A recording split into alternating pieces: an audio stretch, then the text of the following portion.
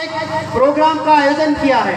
तो मैं चाहता हूं सभी साथियों को कि आप ताली बजाकर उन सभी साथीगण, उन युवाओं का स्वागत कीजिए जिन्होंने ये पहल की है, क्योंकि ऐसे लोग हमें चाहिए, हमारे समाज में चाहिए, हमारे क्षेत्र में चाहिए, जो सिर्फ अपनों ना सोचकर अपने समुदाय का सोचे, अपने विस्तार का सोचे, अपने लोगों का सोचे। आज बिरसा मुंडा का शहादत दिन है। किसको पता था झारखंड में पैदा होने वाला एक 25 साल का लड़का, जिसे 100-125 साल के बाद आदिवासी क्षेत्रों में, चाहे वो भारत का झारखंड हो, गुजरात हो, राजस्थान हो, महाराष्ट्र हो, या चाहे साउथ का कोई स्टेट हो, वहां पर उसे आदर्श माना जाएगा। उसने शहादत 25 साल में की।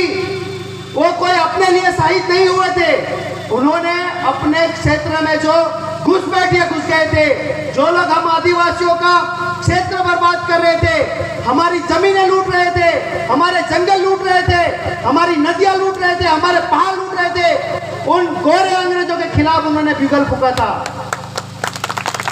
वो चाहते थे कि आप रहो यहाँ पर, लेकिन शासन हमारा हो। उन्होंने एक नारा भी दिया था, अबुआ देशुम अबुआ राज, कि हमारे देश में हमारा ही राज होना चाहिए। आप कितने भी तादाद में आओ, आप रहो यहाँ पर, प्रगति करो, लेकिन हमारे अधिकारों के साथ कभी भी खिलवाड़ मत करो। तो बस उनकी बातों को हमने यहाँ पर हमारे दिमाग में लिया और हम निकल पड़े।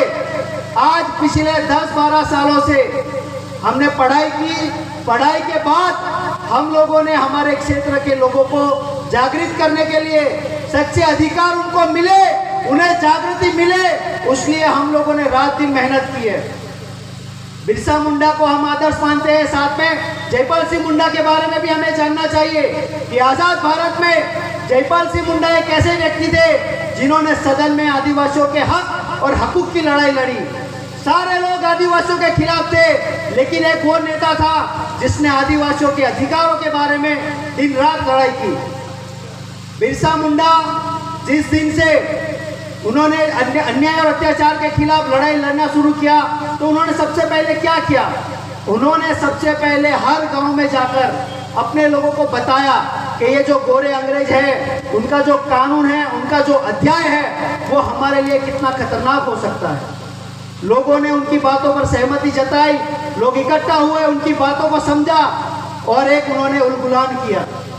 उलगुलान में उन्हें काफी सफलता मिली और आज जब अंग्रेज यहाँ से चले गए, लेकिन गोरे अंग्रेज तो चले गए, लेकिन आज काले अंग्रेज भी हमारे भारत में मौजूद है। ये काले अंग्रेज कौन है, आपको पता है?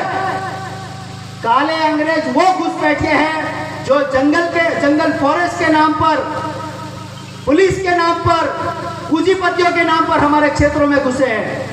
आज मुलगी ले लीजिए, दड़गांव ले लीजिए, अक्कलकुआ, नंदुरबार, बड़े बड़े टाउन ले लीजिए। हमारे आदिवासी क्षेत्रों में बड़ी बड़ी दुकानें किनकी है? कोई आदिवासी की बड़ी दुकान है? किसी ने देखा है?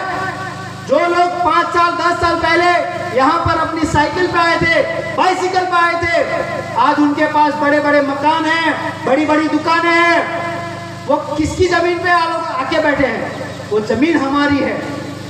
वो जो शोषण करते हैं, चाहे वो सरकारी बाबू हो, पुलिस कर्मचारी हो या कोई भी नेता हो, वो सारे काले अंग्रेज हैं। और उन काले अंग्रेजों के सामने भी हमें इसी तरह लड़ना होगा जैसे हमारे बिरसा मुंडा ने अंग्रेजों के सामने लड़ाई। प्रॉब्लम सबको पता है कि प्रॉब्लम क्या है। मेरी भाषा अलग हो सकती है, मेरा पहनावा अलग हो सकता है, लेकिन मेरी विचारधारा जैसी आपकी है वैसी मेरी है। चाहे मध्य प्रदेश का आदिवासी हो, गुजरात का हो, राजस्थान का हो या महाराष्ट्र का हो, सब जगह पर तकलीफें एक जैसी है, क्योंकि हमें बांट दिया गया है 4 राज्यों में। अंग्रेज आने से पहले ये जो हम जिस धरती पर बैठे हैं, वो धरती थी भील प्रदेश, भीलखंड, भील कंट्री, जिसपे हम सब एक थे। लेकिन आज देश आजाद होने के बाद एक संविधान का जो एक पुस्तक है, उसे हमारे ऊपर थोप दिया गया है। क्या बिरसा मुंडा जब लड़े तो संविधान था? नहीं था। उन्होंने संविधान को दायरे में लाके नहीं रखा, लेकिन संविधान बनने से पहले जो हमारा राज था, हमारा देश था, उसको लूटने से, बर्बाद होने से वो लड़ते थे।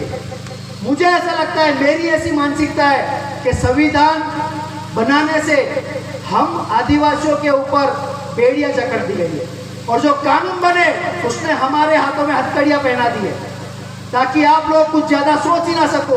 पहले जब जंगल में हम जाते थे तो शेर को कोई पूछता था, भाई कि तेरी इतनी टेरिटरी है, तुझे इतनी यही क्षेत्र में घूमना है? नहीं, शेर कहीं पे भी घूम सकता था, अपनी मर्जी से घूम सकता था। लेकिन आज आदिवासियों को एक गुलाम बना दिया गया है। आदिवासियों को आज अपने क्षेत्र में शराब के अंदर, कर्जे के अंदर और गलत शिक्षा नीति देकर हम लोगों को गुलाम बना दिया गया है, जो आने वाली पीढ़ी के लिए बहुत खतरनाक है। क्योंकि हमारे जो पुरखे जो अनपढ़ थे, जो क्षेत्र बचा के रखा था, जो हमारी टेरिटरी, हमारा जल जंगल जमीन बचा के रखा था, उसे हम गैर आदिवासियों को देकर, उन्हें बुलाकर अपने आप लुटा रहे हैं। तो इसे बचाने के लिए हमें क्या करना पड़ेगा? दोबारा से हमारा क्षेत्र हमें मजबूत करना पड़ेगा। जो युवा, जो साथीगण शिक्षण लेकर आगे आए हैं, उन्हें सही मायनों में शिक्षा का सदुपयोग करना चाहिए कि संविधान में आदिवासियों को कितने अधिकार दिए हैं और संविधान बनने से पहले आदिवासियों के कितने अधिकार थे, उसका डिफरेंशिएट करना चाहिए। एडवोकेट हो, डॉक्टर हो, वकील हो, सभी साथियों को एक मंच पर आना पड़ेगा और अपना ईगो साइड पर छोड़कर अपने आदिवासी क्षेत्र को बचाने के लिए आगे आकर एक यूनिटी बनानी पड़ेगी। और गांव-गांव जाकर हमारा जो अधिकार है, हमारे पुरखों ने किस तरह से हमारे क्षेत्र को बचाया था, हमारे जल जंगल जमीन, हमारी संस्कृति को बचाया था, वो बात लोगों तक पहुंचानी पड़ेगी। आप इतनी बड़ी तादाद में आज आप यहाँ पर बैठे हो, इतनी गर्मी में बैठे हो, आपको यहाँ पर खाना तो मिलने वाला है नहीं, लेकिन आप क्यों बैठे हो? क्योंकि आपको पता है इस मंच से आपको सही मार्गदर्शन मिलेगा, सही बातें जानने को मिलेगी, ताकि आप आज नहीं तो कल अपने क्षेत्र में जाकर, अपने गांव में जाकर, अपने लोगों से, अपने परिवार से इस बात को आप शेयर करोगे, बातचीत करोगे कि भाई हमारा आदिवासियों का इतिहास कैसा था और आज हम कहां पर आकर खड़े हैं। आज बड़े बड़े प्रोजेक्ट आ रहे हैं अपने क्षेत्र में। क्यों आ रहे हैं? क्योंकि हम इकट्ठा नहीं है, हम यूनाइटेड नहीं है, क्योंकि शहरों में जमीनें बची नहीं है। जो भी जमीनें बची हैं हम आदिवासी क्षेत्रों में बची है। इसलिए वो सारे प्रोजेक्ट, चाहे स्टैच्यू ऑफ यूनिटी हो, पार तापी नर्मदा लिंक हो, अभी जंगल सफारी हमारे आपके बिल्कुल घर के बगल में बैठी है, कल को उठ के यहाँ पर भी सातपुड़ा में भी कोई ना कोई ऐसा बड़ा प्रोजेक्ट आ जाएगा जिससे आप लोग तहस नहस हो जाओगे, आपका गांव खत्म हो जाएगा, आपकी संस्कृति खराब हो जाएगी, आपके लोग तहस नहस हो जाएंगे। तो क्या आप ऐसा होने दोगे? मैं चाहता हूं कि आप लोग इस बात को अपने लोगों तक पहुंचाएं, अपने गांव में जाकर, अपने घर में जाकर। सबसे पहले किसी को जागरूक करें ना करो, आप खुद जागरूक हो जाए। आप जागरूक हो गए, अपना समाज जागरूक हो जाएगा, मेरा ऐसा मानना है।